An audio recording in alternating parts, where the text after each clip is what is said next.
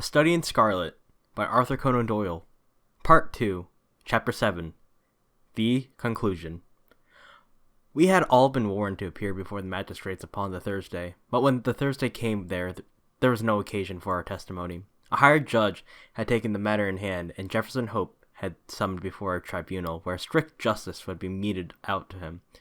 On the very night after his capture, the aneurysm burst, and he was found in the morning stretched upon the floor of the cell, with a placid smile upon his face, as though he had been able to, in his dying moments, to look back upon a useful life, and on work well done. "Gregson and Lestrade will be wild about his death," Holmes remarked as we chatted it over next evening. "Where will their grand advertisements be now?" "I don't see that they had very much to do with his capture," I answered. What you do in this world is a matter of no consequence," returned my companion bitterly. "The question is, what can you make people believe that you have done?" "Never mind," he continued more brightly after a pause. "I would not have missed the investigation for anything. There has been no better case with my recollection. Simple as it was, there were several most instructive points about it." "Simple!" I ejaculated. "Well, really, it can hardly be described as otherwise," said Sherlock Holmes, smiling at my surprise. "The proof of its intrinsic simplicity is, that, without any help save a few very ordinary deductions, I was able to lay my hand upon the criminal within 3 days." "That is true," said I. "I have already explained to you that what is out of the common is usually a guide rather than a hindrance. In solving a problem of this sort, the grand thing is to be able to reason backwards. That is a very useful accomplishment, and a very easy one, but people do not practice it very much in the everyday affairs of life. It is more useful to reason forwards, and so the other comes to be neglected. There are 50 who can reason synthetically for one who can reason analytically." "I confess," said I, "that I do not quite follow you." "I hardly expected that you would. Let me see if I can make it clearer. Most people, if you describe a train of events to them, will tell you what the result would be. They can put those events together in their minds, and argue from them that something will come to pass. There are a few people, however, who, if you told them a result, would be able to evolve from their own inner consciousness what the steps were which led up to that result. This power is what I mean when I talk of reasoning backwards or analytically." "I understand," said I. "Now, this was a case in which you were given the result and had to find everything else for yourself. Now let me endeavor to show you the different steps in my reasoning. To begin at the beginning, I approached the house, as you know, on foot, and with my mind entirely free from all impressions. I naturally began by examining the roadway, and there, as I have already explained to you, I saw clearly the marks of a cab, which I ascertained by inquiry must have been there during the night. I satisfied myself that it was a cab and not a private carriage by the narrow gauge of the wheels. The ordinary London growler is considerably less wide than a gentleman's brougham. This was the first point I gained. I then walked slowly down the garden path, which happened to be composed of a clay soil, peculiarly suitable for taking impressions. No doubt it appeared to you that to be a mere trampled line of slush, but to my trained eyes every mark upon its surface had a meaning. There is no branch of detective science which is so important and so much neglected as the art of tracing footsteps. Happily, I have always laid great stress upon it, and much practice has made it second nature to me. I saw the heavy footmarks of the constables, but I saw also the track of the 2 men who had first passed through the garden. It was easy to tell that they had been before the others, because in places their marks had been entirely obliterated by the others coming upon the top of them. In this way my second link was formed, which told me that the nocturnal visitors were 2 in number, one remarkable for his height, as I calculated from the length of his stride, and the other fashionably dressed, to judge from the small and elegant impression left by his boots. On entering the house, this last inference was confirmed. My well-booted man lay before me. The tall one, then, had done the murder, if murder there was. There was no wound upon the dead man's person, but the agitated expression upon his face assured me that he had foreseen his fate before it came upon him. Men who die from heart disease or any sudden natural cause never by any chance exhibit agitation upon their features. Having sniffed the dead man's lips, I detected a slightly sour smell, and I came to the conclusion that he had poison forced upon him.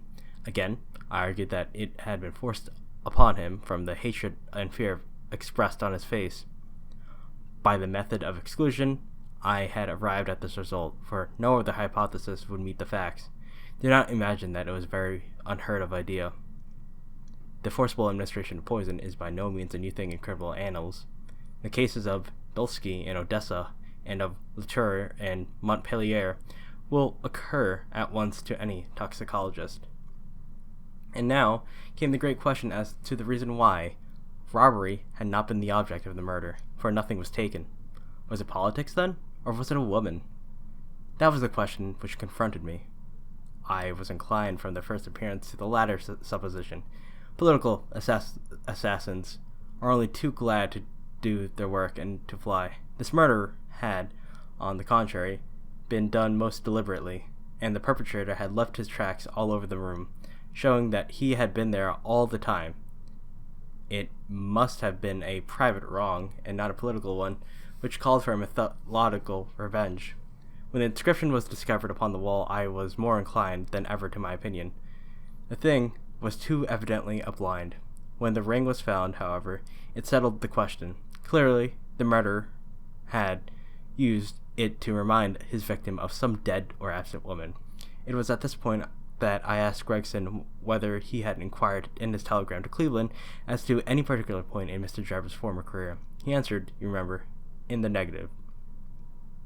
I then proceeded to make careful examination of the room, which confirmed me in my opinion as to the murderer's height, and furnished me with the additional details as to Trichinopoly cigar and the length of his nails.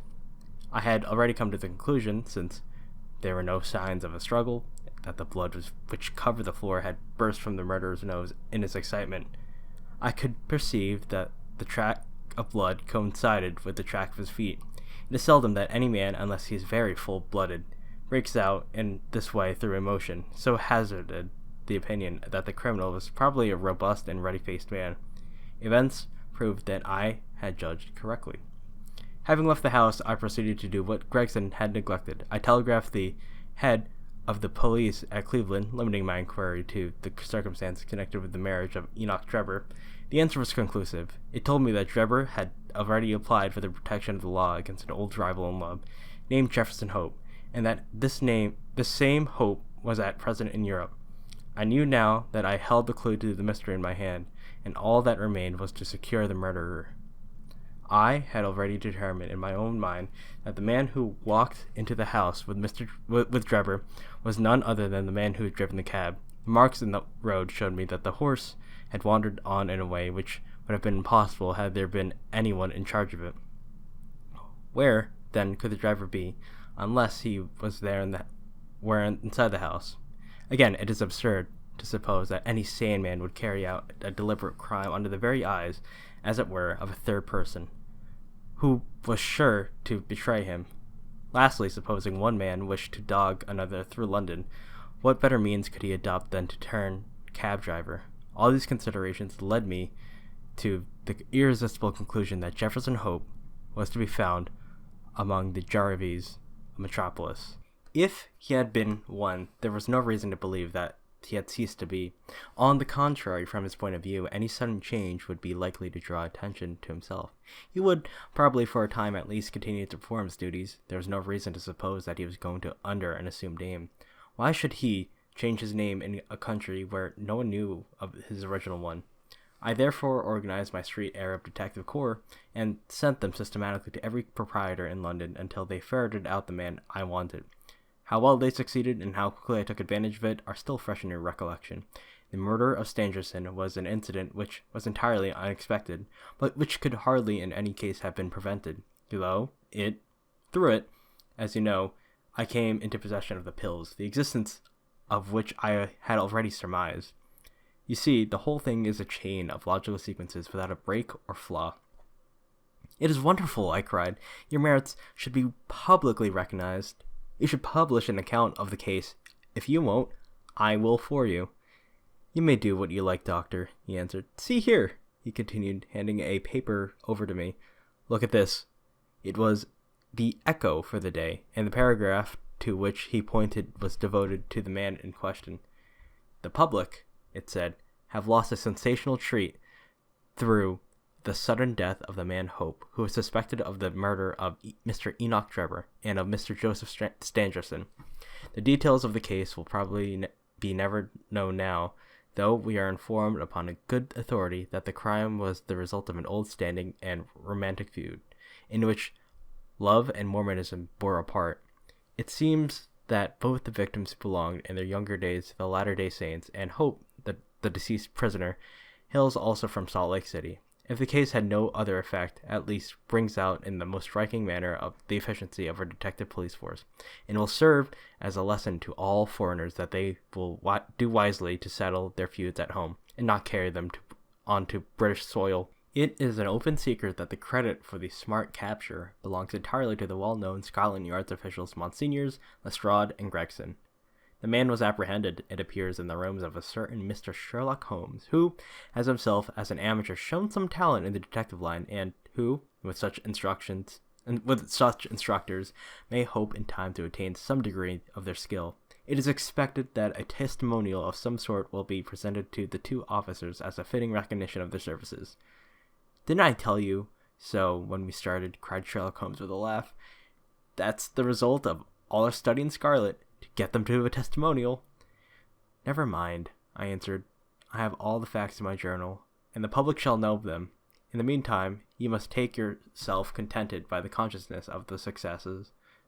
Like the Roman miser, populus mi sibilat at mihi plato absi domi simil ac nomus contemplar in arca.